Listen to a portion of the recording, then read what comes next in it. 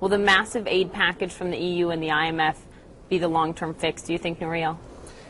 In my view, it's going to help in the short run. Certainly, finally, the EU got its act together. They were totally behind the curve, both the EU and the ECB, on helping a situation that's becoming totally disorderly with massive contagion from Greece, Spain, Portugal, Italy, Ireland, and eventually global consequences. Last week we had a seizure of stock markets in a number of countries, including the United States.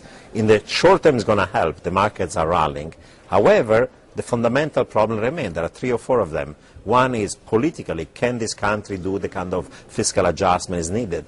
Secondly, while you need to raise taxes and cut spending, in the short run, that reduces demand and leads to a more severe recession. So for how long Greece, Spain, Portugal can accept a recession? Another year, another 2 years. Eventually, you cannot ask people austerity if there is no resumption of growth. 3, they have public debt problem, but in many of these countries there are also private debt problems because of the housing bubble, for example, in Ireland or in Spain. So you have private debt liabilities you have to reduce. And finally, this country lost in the last few years a lot of competitiveness. Politically, asking for austerity is going to become increasingly difficult. So there's a whole set of things that this particular rescue package doesn't resolve. The fundamental problems of public debt, of private debt, of growth, of competitiveness, that will take years to resolve. Then why spend the money? Then why come to the aid of Greece? Why not allow Greece to default? Should that have been the policy move, perhaps? Well, Greece, like all the other countries, need to do structural reform and fiscal retrenchment, but those countries like Greece that, in my view, have a level of deficit and debt that realistically and politically cannot be reduced, in addition to doing the painful adjustment, require also a restructuring of their debts. But it would not have been the right move to allow Greece to default? A disorderly default will be dangerous because the losses for financial institutions in Europe, 3/4 of the public debt of Greece is held outside of Greece. Sure. The contagion and domino effect in terms of collapse of Spain, Portugal, and Italy will be severe, but you can have a controlled restructuring of the public debt of Greece. It has been done in the last decade in a number of emerging markets like Ukraine, Uruguay, Pakistan, Dominican Republic. Is a more friendly way of restructuring the debt than outright default like Russia or Argentina. So I'm in favor of a coercive restructuring, but it's one that is orderly managed as opposed to an orderly default and collapse. You've called Greece the canary in the coal mine, but when you look at the other PIG nations, you look at Portugal, Italy, Ireland, Spain, which is at the biggest risk now outside of Greece? Well, in the short run, I see that the financial difficulties in Portugal and in Spain are the most severe. Ireland is doing more fiscal adjustment. Italy has a large stock of public debt, but their deficit, relatively speaking, is, unquote, only 5% of GDP, as opposed to 13% like Greece. So they are all needing fiscal consolidation, but the degree is different. In some ways, I would argue that Spain is potentially a bigger problem than Greece for 4 reasons. First of all, the unemployment rate in Spain today is 20%. In Greece is only 10%. Secondly, Spain had a huge housing boom and bubble. It's gone bust, and now the collateral damage for the real economy is severe. 3, many of the financial institutions and banks and saving banks in Spain are now bust, insolvent, and the fiscal cost of bailing them out is going to be huge, another burden for the public sector. And 4, in the boom years of the housing bubble, the loss of competitiveness of Spanish industry was even bigger because wages were growing very fast compared to productivity. So in some dimensions, actually, Spain is in worse shape than Greece. Now, Greece was on the verge of the abyss today, while Spain is still a couple of miles behind. They need to do, however, a lot of adjustment in Spain, fiscal and otherwise they could end up like Greece. Is the worst behind the EU for now, at least, because you've argued that financial crises, whether they are what we experience in this country or what is happening across Europe now, are like hurricanes, right? They subside and then they gain strength and then they hit again. Well, what happened last week was this storm again happened and hit again. Now there is this financial support to try to prevent the storm from becoming worse. We'll see.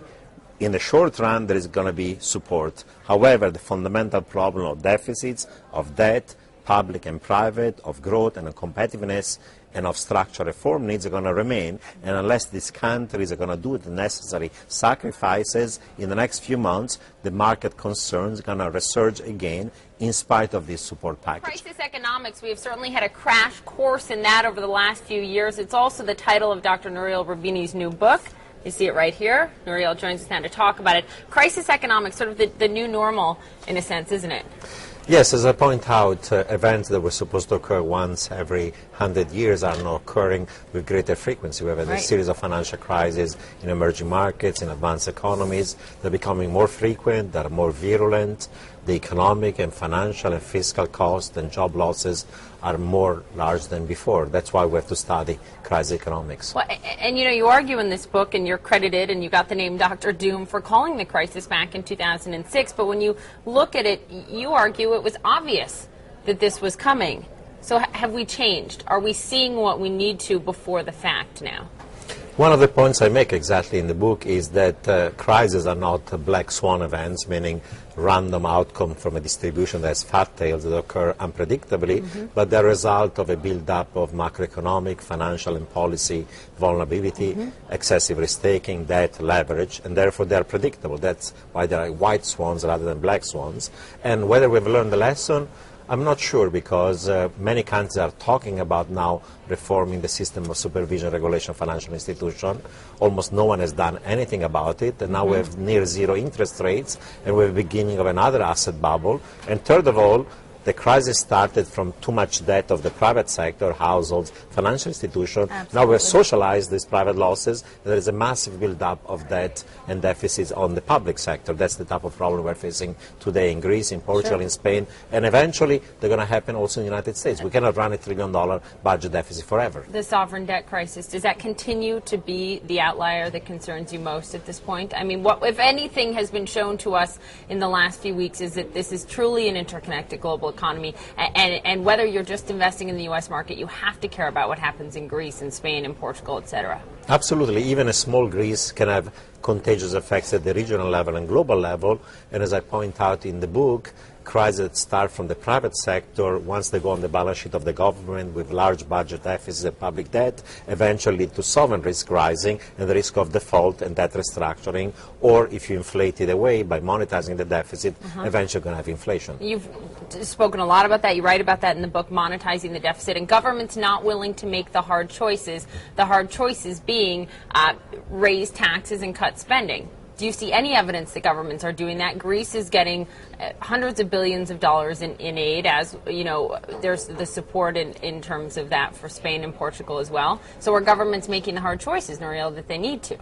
In part, the IMF and the European money to Greece, to Portugal, to Spain is going to be conditional on doing fiscal consolidation, so that's a positive. On the other side, the size of these deficits and debts is so large that, in my view, in a case like Greece, they eventually will have to restructure the debt. The kind of adjustment that is required of them is going to be social and politically impossible to achieve. And in many countries now, there is divided government. Like in the United States, there is a gridlock in Congress and in Washington. In the UK today, we have now a hung parliament. In Germany, just over the weekend, the majority of Merkel in the parliament was lost. So it's going to be more difficult for many more governments in the world that are weak governments or divided governments or countries where there is political gridlock to do the sacrifices, raising taxes, cutting spending, and that means that if those sacrifices are not made, eventually there is either a fiscal train wreck, or if you print money to finance it, eventually have inflation.